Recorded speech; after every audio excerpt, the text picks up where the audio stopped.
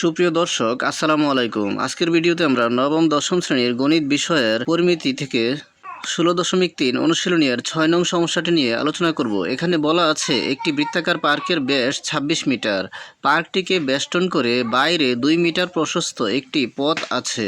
পথটির ক্ষেত্রফল নির্ণয় করো। এখানে একটি বৃত্তাকার পার্কের ব্যাস দেওয়া রয়েছে 26 মিটার, অর্থাৎ একটি বৃত্তাকার পার্ক রয়েছে যার ব্যাস 26 মিটার। পার্কটিকে বেষ্টন করে অর্থাৎ পার্কটির চতুর্দিকে বৃত্তাকারভাবে 2 মিটার প্রশস্ত একটি পথ আছে। আমাদেরকে পথটির ক্ষেত্রফল নির্ণয় করতে হবে। এখন আমরা একটি বৃত্ত অঙ্কন করি। ধরে নেই এটি একটি বৃত্তাকার পার্ক। আমরা একটি বৃত্ত অঙ্কন করলাম, মনে করলাম এটি একটি বৃত্তাকার পার্ক। এখানে বলা আছে পার্কটিকে বেষ্টন করে বাইরে 2 মিটার প্রশস্ত একটি পথ আছে। যেহেতু এটি একটি বৃত্তাকার পার্ক আর পার্কটিকে বেষ্টন করে যেহেতু একটি 2 মিটার প্রশস্ত একটি পথ আছে, তাহলে বৃত্তাকার পার্কটিকে বেষ্টন করে 2 মিটার প্রশস্ত একটি পথ অঙ্কন করি। আর পথসহ পার্কের ব্যাসার্ধ হবে উক্ত বৃত্তাকার পার্কটির ব্যাসার্ধের চাইতে 2 মিটার বেশি। এখন বৃত্তাকার পার্কটিকে বেষ্টন করে 2 মিটার প্রশস্ত একটি পথ অঙ্কন করলাম। আমাদেরকে উক্ত পথটির ক্ষেত্রফল নির্ণয় করতে হবে। আমরা যদি পথ সহ বৃত্তাকার পার্কটির ক্ষেত্রফল নির্ণয় করি, সেখান থেকে যদি শুধু বৃত্তাকার পার্কটির ক্ষেত্রফল বিয়োগ করে দেই, তাহলে আমরা উক্ত বৃত্তাকার পার্কটিকে বেষ্টন করে রাখা পথটির ক্ষেত্রফল নির্ণয় করতে পারবো। তাহলে এখন আমাদেরকে একবার বৃত্তাকার পার্কটির ক্ষেত্রফল নির্ণয় করতে হবে, আবার পথসহ বৃত্তাকার পার্কটির ক্ষেত্রফল নির্ণয় করতে হবে। তারপর আমাদেরকে বৃত্তাকার পথসহ পার্কের ক্ষেত্রফল থেকে বৃত্তাকার পার্কের ক্ষেত্রফল বিয়োগ করে দিতে হবে। তাহলে আমরা উক্ত বৃত্তাকার পার্কটিকে বেষ্টন করে রাখা পথের ক্ষেত্রফল পেয়ে যাব। আর আমরা জানি বৃত্তাকার ক্ষেত্রফল πr²। এখানে আর হচ্ছে বৃত্তের ব্যাসার্ধ। তাহলে আমরা বৃত্তাকার পার্কটির ব্যাসার্ধ ধরে নেই r1 এবং পথসহ বৃত্তাকার পার্কটির ব্যাসার্ধ ধরে নেই r2।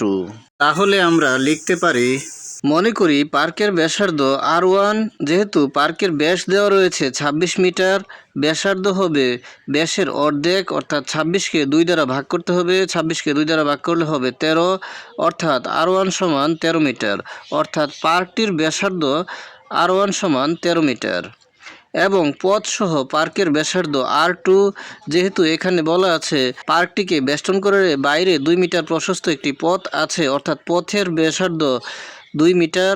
তাহলে আমরা লিখতে পারি পথসহ পার্কের ব্যাসার্ধ r2 সমান 13 যোগ 2 মিটার, অর্থাৎ পথসহ পার্কটির ব্যাসার্ধ হবে 15 মিটার।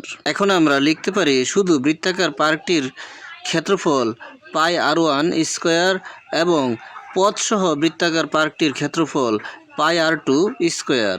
আমরা যদি পথসহ বৃত্তাকার পার্কটির ক্ষেত্রফল থেকে বৃত্তাকার পার্কটির ক্ষেত্রফল বিয়োগ করে দেই, তাহলে আমরা পথের ক্ষেত্রফল পেয়ে যাব।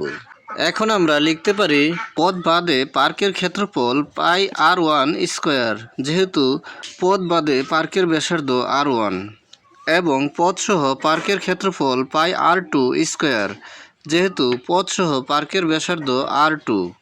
অতএব পথটির ক্ষেত্রফল আমরা পথসহ পার্কের ক্ষেত্রফল থেকে যদি পার্কটির ক্ষেত্রফল বিয়োগ করে দেই, তাহলে আমরা পথের ক্ষেত্রফল পেয়ে যাব। তাহলে আমরা পাই πr2² মাইনাস πr1²। এখানে উভয় পদেই পাই কমন রয়েছে। আমরা যদি পাই কমন নেই, তাহলে হবে π × r2² মাইনাস r1² সমান π × r2 এর মান 15 এবং r1 এর মান 13। তাহলে r2 এর স্থলে বসবে 15, যেহেতু r2², তাহলে হবে 15²। r1 এর স্থলে বসবে 13, r1 এর উপর স্কোয়ার, তাহলে 13 এর উপর স্কোয়ার সমান π × 15², অর্থাৎ 15 × 15 সমান 225 মাইনাস 13², 13 × 13 169 সমান π × 225 মাইনাস 169। পাই এর মান 3.1416, 225 মাইনাস 169 সমান 56। তাহলে আমরা পাই 3.1416 × 56, আর এর গুণফল হচ্ছে 175.9296 বর্গমিটার। অর্থাৎ আমরা পথটির ক্ষেত্রফল পেয়ে গেলাম 175.9296 বর্গমিটার। সুতরাং আমরা লিখতে পারি নির্ণেয় পথটির ক্ষেত্রফল 175.93 বর্গমিটার। আমরা যেহেতু দশমিকের পরে 2 ঘর নেব আর 2 ঘরের পরবর্তী ঘরটি হচ্ছে 5-এর চাইতে বেশি অর্থাৎ 9, তাহলে আমরা দ্বিতীয় ঘরে 1 যোগ করে দিয়ে পাই 175.93 বর্গমিটার অ্যান্সার। আজকের মতো এই পর্যন্তই। ভিডিওটি ভালো লাগলে লাইক, কমেন্ট ও শেয়ার করে দিবেন এবং চ্যানেলটি সাবস্ক্রাইব করে পাশে থাকার অনুরোধ জানিয়ে সকলের সুস্বাস্থ্য কামনা করে এখানেই শেষ করছি। আসসালামু আলাইকুম।